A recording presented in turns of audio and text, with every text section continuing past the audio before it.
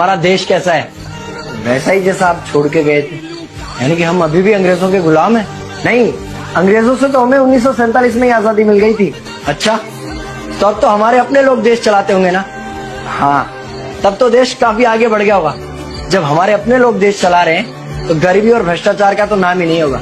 सबको बराबर हक दिया जाता होगा, किसानों और मजदूरों का अच्छा ध्यान रखा जाता होगा ना?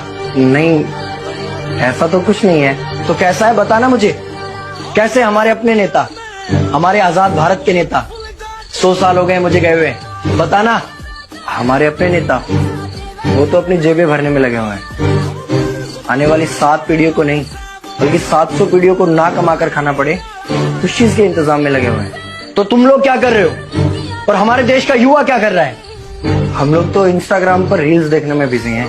यानी कि हमारी कुर्बानी का देश के लोगों पर कोई असर नहीं पड़ा। देश के लोगों में कोई देशभक्ति नहीं, कोई देश प्रेम नहीं।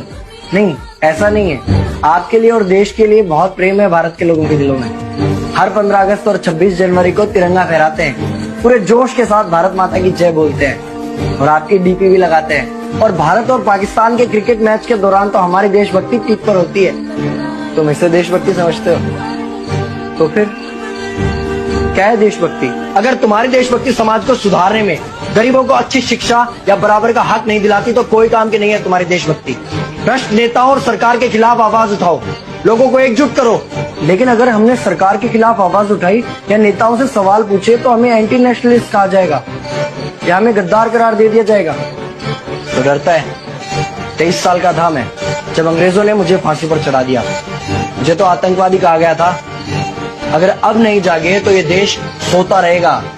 ये सरकारें, ये नेता देश को बेच खाएंगे। इस भ्रष्ट सरकारी तंत्र से लड़ो। देश को क्रांति की जरूरत है। क्रांति यानी कि हमें हथियार उठाने होंगे, बंदूकें उठानी होंगी जैसे आपने उठाई थी। नहीं, हमारी क्रांति विचारों की थी। जब अंग्रेजी हुकूमत ने हमारी आवाज नहीं सुनी तो हमने और जोर से आवाज लगाई और अपने विचार रखे। और क्रांति केवल सत्ता को बदलने तक सीमित नहीं है, बल्कि इस भ्रष्ट अन्यायी तंत्र को जड़ से उखाड़ कर फेंकना है। पर ये होगा कैसे? अपने आसपास से शुरुआत करो। जो भी तुम्हें भ्रष्ट नजर आए उसके खिलाफ आवाज उठाओ, एक्शन लो। तुम्हारे टैक्स का पैसा नेताओं की जेब में जा रहा है, हिसाब मांगो। अपने वोट का सही इस्तेमाल करो, लोगों को जागरूक करो और इस देश को आजाद करवाओ। इंकलाब जिंदाबाद, इंकलाब जिंदाबाद।